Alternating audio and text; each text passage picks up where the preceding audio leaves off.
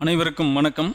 So இந்த Thirukkural serious பார்த்துட்ருக்குறோம். ஒவ்வொரு அதிகாரமாக பார்த்துட்ருக்குறோம். இது வரைக்கும் 4 அதிகாரங்கள் பார்த்துருக்குறோம். அன்புடைமை, பண்புடைமை, கல்வி, கேள்வி அதெல்லாம் பார்த்தாச்சு. அப்போ அன்பு, பண்பு அதையெல்லாம் தாண்டி வள்ளுவர் மிக முக்கியமாக இன்னொன்று தனியாக ஒரு அதிகாரம் கொடுக்குறாரு. அது அறிவு, அறிவுடைமை அப்படிங்கிற அதிகாரம். அறிவுடைமை அப்படிங்கிற அதிகாரம் பொருட்பாலில் அதிகாரம் எண் 43 இருக்குது. அறத்துப்பால், பொருட்பால், காமத்துப்பாலில் பொருட்பாலில் இந்த அதிகாரம் இருக்குது. பொருட்பாலில் அதிகாரம் எண் 43 இருக்குது.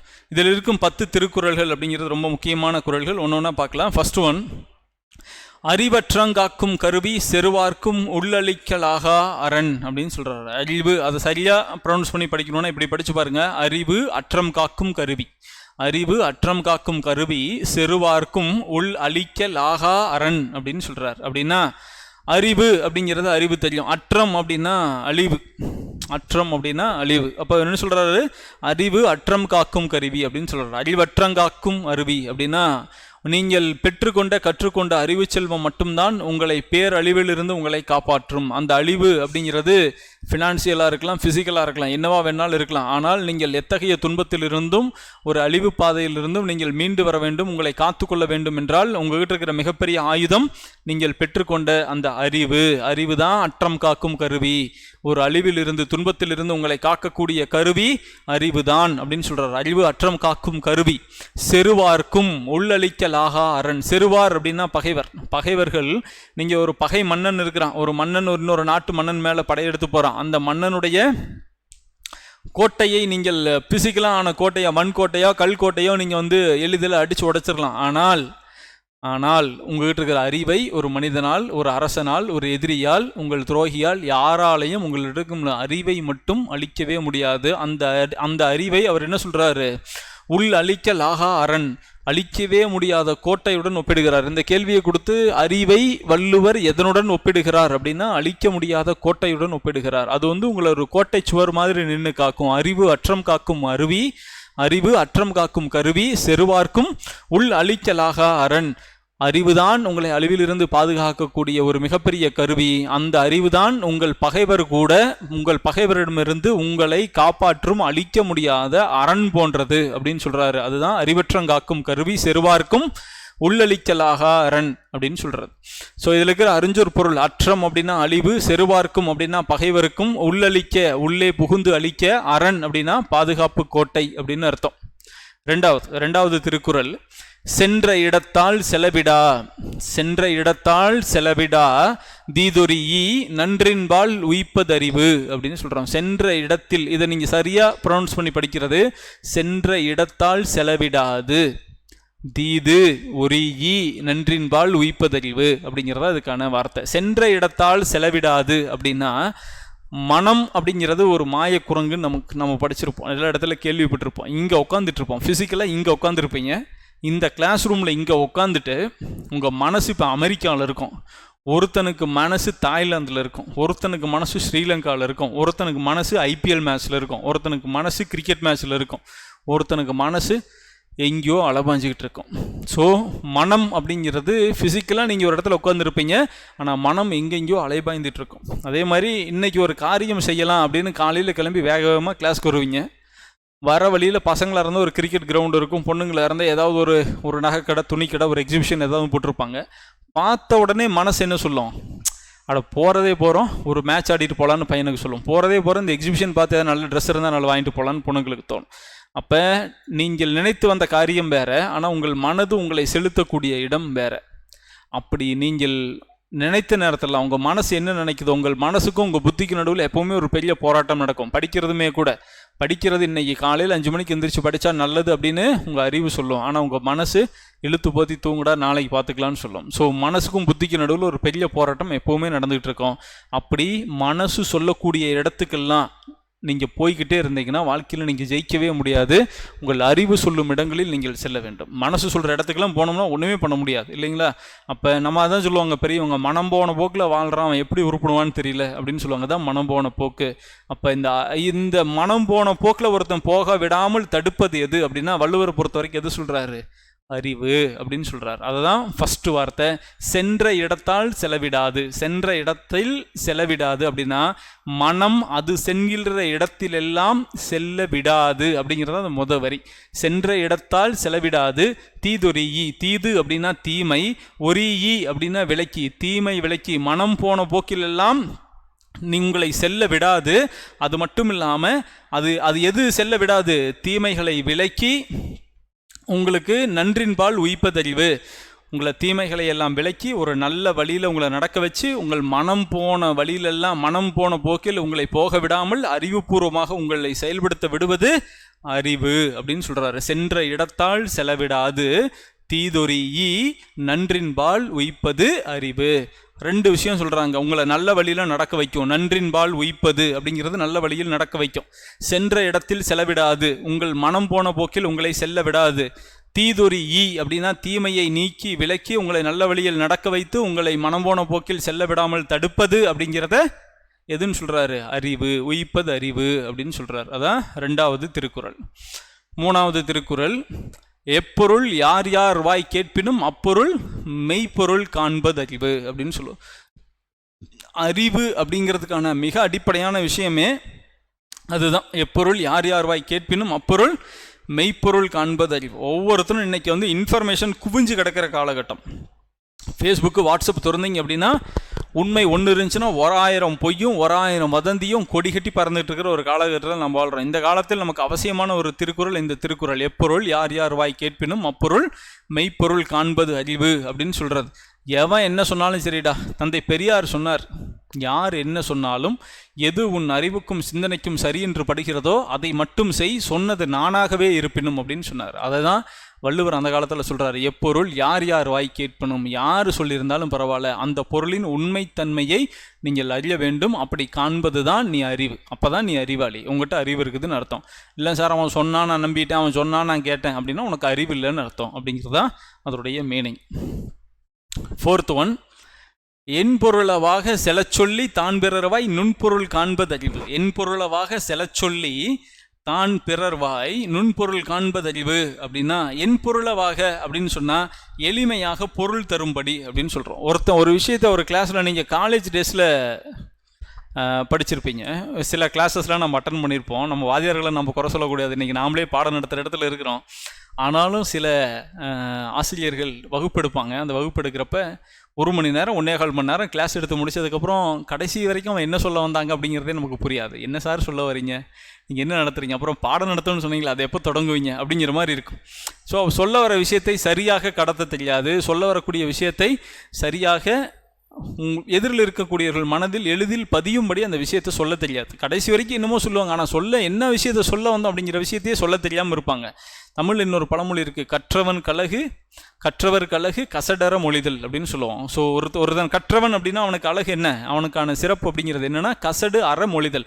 குற்றம் இல்லாமல் சொல்ல வருகிற கருத்தை சரியாக எதிரில் இருப்பவர் மனதில் பதியும்படி சொல்லவர் தான் கற்றவன். கற்றவனுக்கு அழகு கசடர மொழிதல் அப்படின்னு சொல்லுவோம். ஸோ அந்த கசடர மொழிகிறது தான் என் பொருளவாக செலச்சொல்லி அப்படின்னு சொல்கிறது. என் பொருளவாக அப்படின்னா எளிமையாக பொருள் தரும்படி, செலச்சொல்லி அப்படின்னா நெஞ்சில் பதியும்படி சொல்கிறது. அப்போ எதிரில் இருக்கும் மனிதனுக்கு எளிமையாக பொருள் தரும்படி, அவர்களுடைய நெஞ்சில் எளிமையாக பதியும்படி ஒரு விஷயத்தை சொல்லணும். அப்படி யார் சொல்லுவாங்க? அவன் அப்படி சொல்லணும். 2 விஷயம் சொல்கிறார். ஒருத்தன் அறிவாளி அப்படின்னா 2 விஷயம் சொல்கிறாரு. என் பொருளவாக செலச்சொல்லி தான் அதை செய்யணும். என்னென்ன செய்யணும்? எதிரில் இருக்கும் மனிதனுடைய மனதில் எளிதாக புரியும்படி ஒரு விஷயத்தை நேரடியாக சொல்ல வேண்டும். அதுக்கப்புறம் பிறர் வாய் நுண்பொருள் காண்பதறிவு. அதே மாதிரி தான் எப்படி எளிமையாக அடுத்தவங்களுக்கு சொல்லித்தரமோ அதே மாதிரி பிறர் வாயிலிருந்து வரக்கூடிய, பிறர் சொல்லக்கூடிய சிறந்த கருத்துக்களை ஆராய்ந்து அறிந்து அதனுடைய நுட்பமான பொருளையும் நீங்கள் புரிந்து கொள்ள வேண்டும். அப்போ இது ஒரு சைக்கிள். நீ கேள்வி செல்வத்தில் கேட்டுக்கிட்டே இருக்கணும்.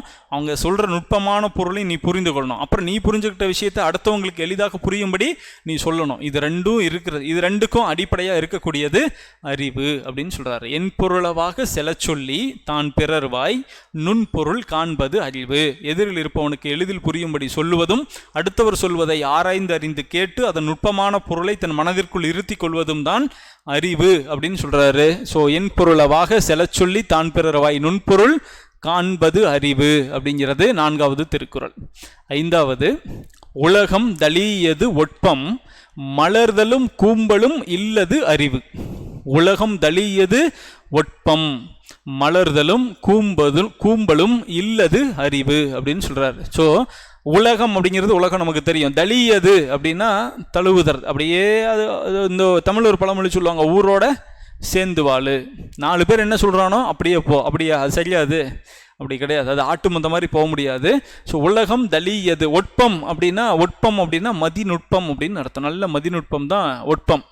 அப்போ 2 விஷயம் அதில் வந்து சொல்கிறாரு. உலகம் தளியது ஒட்பம் அப்படின்னா உலகத்தை தழுவி இருப்பது தான் சிறந்த அறிவுன்னு சொல்கிறார். உலகத்தை தழுவி இருப்பது தான் சிறந்த அறிவு. அப்போ நமக்கு அந்த இடத்துல ஒரு கேள்வி வரும், என்னடா வள்ளுவர் அப்போ உலகத்தில் இருக்கிறவன் எல்லாருமே தப்பாக போகிறான், ஆட்டு மந்த மாதிரி போகிறான், அப்போ அவனை ஃபாலோ பண்ணி அப்படியே போயிடலாமா அப்படின்னா அந்த இடத்துல இல்லை. அப்போ அந்த இடத்துல புரியாத ஒரு விஷயத்துக்கு அடுத்த வரியில் பதில் சொல்கிறாரு, மலர்தலும் கூம்பலும் இல்லது அறிவு அப்படின்னு சொல்கிறாரு. இப்போ நீங்கள் மலர்தலும் கூம்பலும் அப்படின்னா, மலர்தல் அப்படின்னா மகிழ்ச்சியுறுதல், கூம்பல் அப்படின்னா சோகமாகிறது.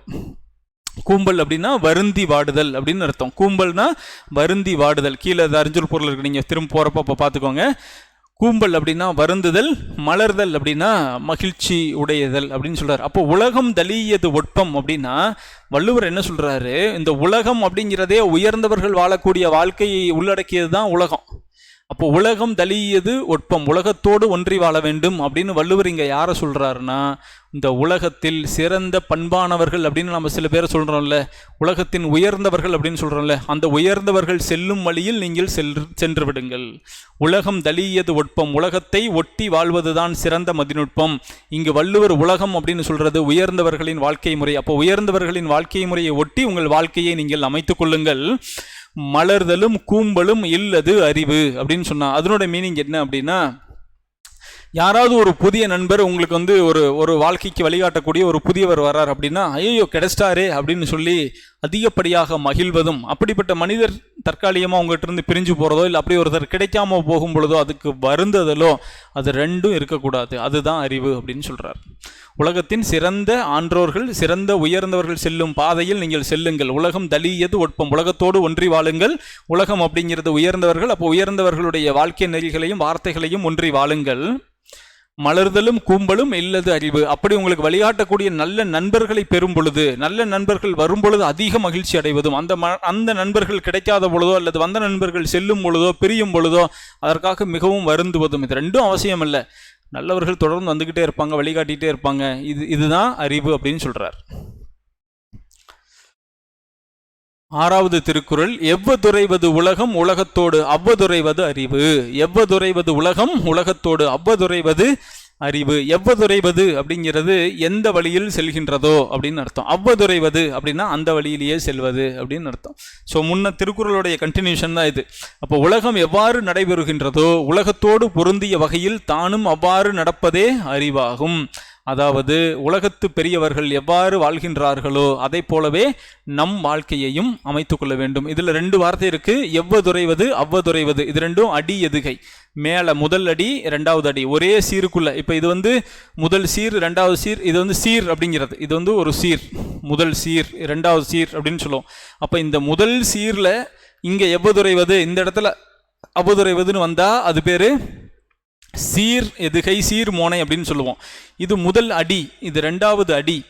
இது முதல் சீர், இது 2வது சீர், இது 3வது சீர், இது 4வது சீர். அதாவது ஒரு அடியில் 4 சீர் இருக்குது. சீர் அப்படின்னா வார்த்தை. இதுவே இது மொத வரி மொத்தமாக சொல்கிறது அடின்னு சொல்லுவோம். அதுக்கு கீழே இருக்கிறதையும் நாம் அடின்னு சொல்லுவோம். ஸோ முதல் அடி, 2வது அடி, 3வது அடின்னு. முதல் அடியில் 4 சீர், 2வது அடியில் 3 சீர் இருக்குது. அப்போ இங்கே பாருங்கள், எவ்வதுரைவதுங்கிறது இங்கே முதல்ல, 2வது வரியில் அவ்வதுரைவது அப்படிங்கிற ஒரு வார்த்தையும் இருக்குது. அப்போ இதில் வந்து ஒரு கேள்வி கேட்கலாம், இதில் என்ன எதுகை வந்திருக்கு அப்படின்னு கேட்டால் அடி எதுகை வந்திருக்கு. எதுகை அப்படின்னா 2வது எழுத்து ஒன்றி வருவது. அப்போ எவ்வதுரைவது அவ்வதுரைவது. அப்போ இதில் வந்து அடி எதுகை வந்திருக்கு. அப்போ எவ்வதுரைவது அப்படிங்கிறது எந்த வழியில் செல்கின்றதோ அப்படின்னு அர்த்தம். அவ்வதுரைவது அப்படின்னா அந்த வழியிலேயே செல்லணும் அப்படின்னு அர்த்தம். அவ்வளோதான். 7வது திருக்குறள், அறிவுடையார் ஆவதறிவார், அறிவிலார் அதறி கல்லாதவர் அப்படின்னு சொல்கிறாங்க. 2 விஷயம் தாங்க. அறிவுடையார் ஆவதறிவார், அவ்வளோதான். அறிவு அற்றம் காக்கும் கருவி அப்படின்னு நம்ம படித்தோம். அது மாதிரி அறிவுடையார் ஆவதறிவார். அறிவு இருக்கிறவனுக்கு ஆவது அப்படின்னா என்ன விளைவு வருமோ அதை பற்றி தெரிஞ்சுக்கிறது. ஆவது அறிவார், அறிவுடையார் ஆவது அறிவார். என்ன நடக்கும் அப்படிங்கிற விஷயத்த அறிவுடையவன் தெரிஞ்சுக்குவான், அறிஞ்சுக்குவான், அவனுக்கு அந்த அறிவு இருக்கும். இந்த வேலை செய்கிறோம், இன்னைக்கு படிக்கிறோம், படித்தா நமக்கு கண்டிப்பாக நாளைக்கு வேலை கிடைக்கும் அப்படிங்கிறது அறிவுடையவனுக்கு தெரியும். படிக்கலைன்னா நமக்கு வேலை கிடைக்காதுங்கிறதும் அறிவுடையவனுக்கு தெரியும். இது யாருக்கு தெரியாது? அந்த அறிவில்லாதவனுக்கு, போதுமான அளவுக்கு அறிவில்லாதவனுக்கு. கடைசி 10 நாள் படித்தா கூட பாஸ் பண்ணிடலாங்க, கடைசி 1 வாரம் படித்தா கூட பாஸ் பண்ணிடலாங்க, படிக்கலைன்னா கூட காசு கொடுத்து எங்கேயாவது வேலை வாங்கிடலாங்க அப்படின்னு சொல்லுவான். அப்படி சொல்கிறவன் பேர் அறிவில்லாதவன். அவ்வளோதான், சிம்பிளாக சொல்கிறார். அறிவுடையார் ஆவது அறிவார். அறிவுடைய மக்கள் எந்த செயலை செய்தாலும் இந்த செயல் செய்தால் என்ன விளைவுகள் ஏற்படும் அப்படிங்கிறத அறிந்து செய்வார்கள். அறிவுடையார் ஆவது அறிவார். ஆவது அப்படின்னா என்ன விளைவுகள் வருமோ அதுதான் ஆவது. அறிவுடையவர்கள் அந்த விளைவுகளை அறிந்து அந்த செயல்களை அமைத்துக் கொள்வார்கள். தவறான விளைவுகளை தரக்கூடிய செயல்களை செய்ய மாட்டாங்க, சரியான விளைவுகளை தரக்கூடிய செயல்களை செய்யாமல் இருக்க மாட்டாங்க. ஏன்னா அறிவுடையார் ஆவது அறிவார். அறிவில்லாதவன் அவன் என்ன பண்ணுவான்? அது அவனுக்கு அது தெரியாது, கல்லாதவன். அவன் அறிவில்லாதவன், கல்லாதவனுக்கு அந்த அறிவு இருக்காது, அதை அவன் செய்ய மாட்டான் அப்படின்னு சொல்றார்.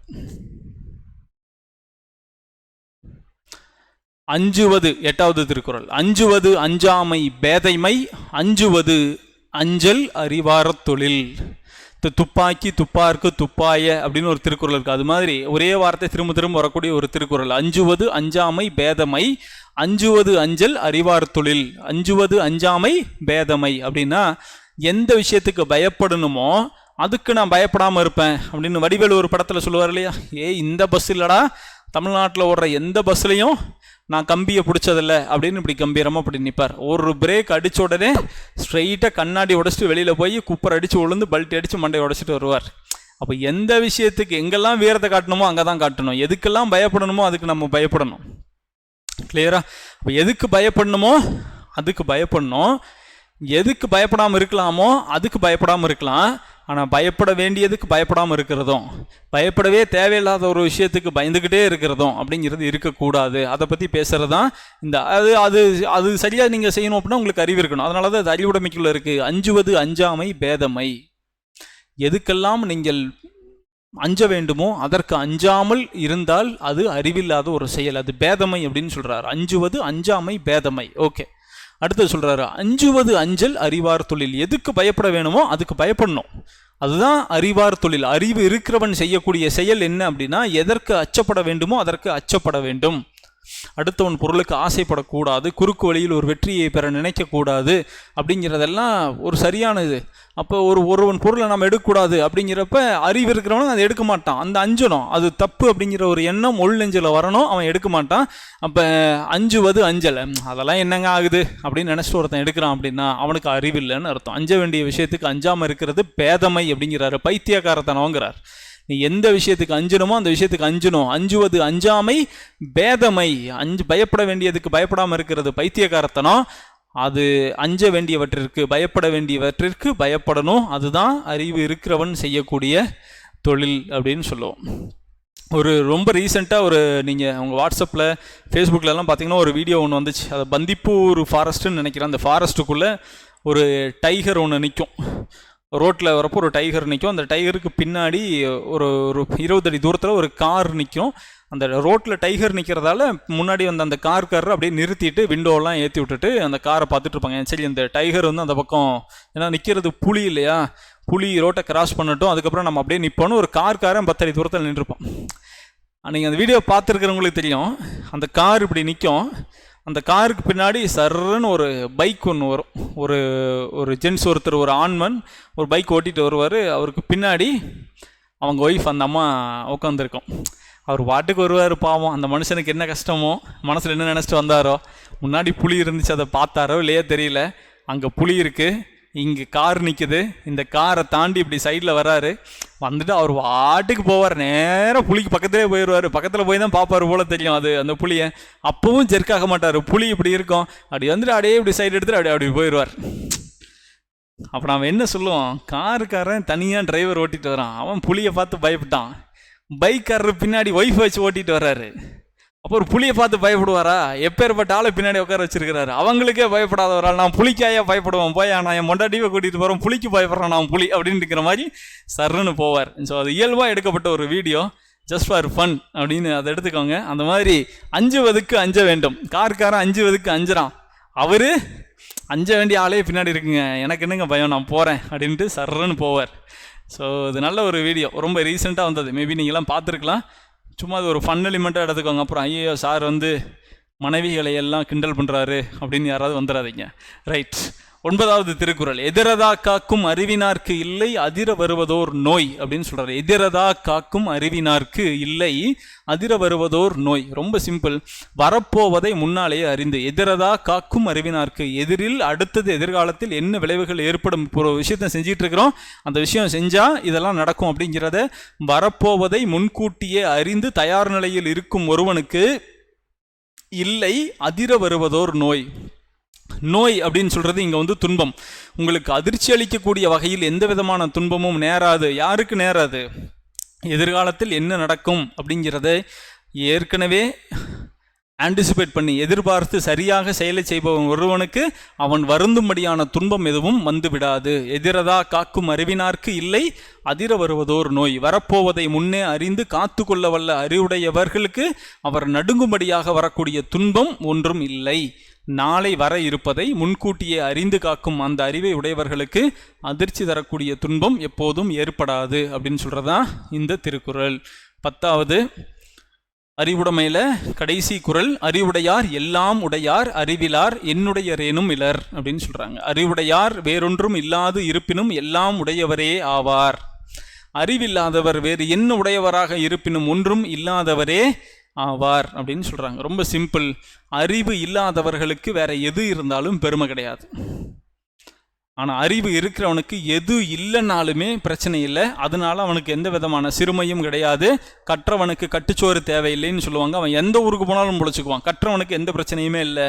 அறிவுடையார் எல்லாம் உடையார். அவனுக்கு எதுவுமே இல்லைனாலும் இந்த உலகத்தில் இருக்கிற எல்லாமே அவனுக்கு கிடைக்கும். எல்லாம் உடையார். அறிவிலார் என்னுடையரேனும் இலர். அப்படின்னா அறிவில்லாதவனுக்கு எல்லா பொருளையும் அவன் வைத்திருந்தாலும் அவனுக்கு அதனால் பெருமை இல்லை. அவன் எதுவுமே இல்லாத ஒரு நிலைமையில தான் அவன் இருப்பான் அப்படின்னு சொல்றது இந்த 10வது திருக்குறள். அறிவுடையார் எல்லாம் உடையார் அறிவிலார் என்னுடையரேனும் இலர் அப்படின்னு சொல்லக்கூடியது. ஸோ அறிவுடைமை அப்படிங்கிற அதிகாரத்தில் இருக்கிற 10 குறள்களும் முக்கியம். இதனுடைய பொருள் உணர்ந்து படிக்கிறப்ப இந்த கேள்விகள் இருந்து என்ன விதமான கேள்விகள் கேட்டாலும் நிச்சயமாக உங்களால் எளிமையாக பதில் சொல்லிட முடியும். நல்லா படிங்க. அனைவருக்கும் வாழ்த்துக்கள்.